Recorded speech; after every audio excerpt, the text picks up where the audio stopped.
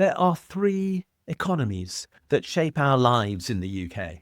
There's the real economy, where actual transactions take place whether they're paid for or not. There's the sustainable economy, which is the version of the real economy where we take into consideration the fact that we have to ensure that our planet can survive. And then there's the monetary economy, which is the one where we exchange goods and services for cash. So, which one of those is the government managing? The wrong one. The real economy is everything that we do. It's about paid jobs, but also about caring and volunteering and even cooking at home. This is the real world.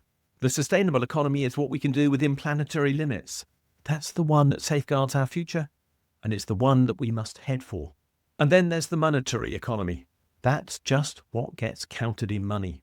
And it includes lots of harmful things, while missing out on the real value of most things that are important, including the unpaid work that we do for each other because we care. The government ignores the real and sustainable economies in the way it manages our finances at present. Instead, it obsesses over the monetary economy. But even then, it just looks at balancing its own books.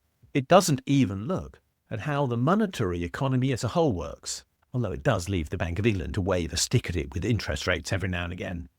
By focusing on balancing its own books, the UK government makes the worst possible choice of priorities for economic management. We need to demand change. We need to demand that the government take the sustainable economy into account. We need to demand that the real economy is considered as a matter of priority because that is what must be balanced.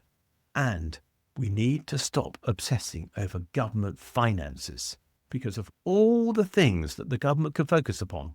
This is the least important to our overall well-being. How can they have got so much so wrong?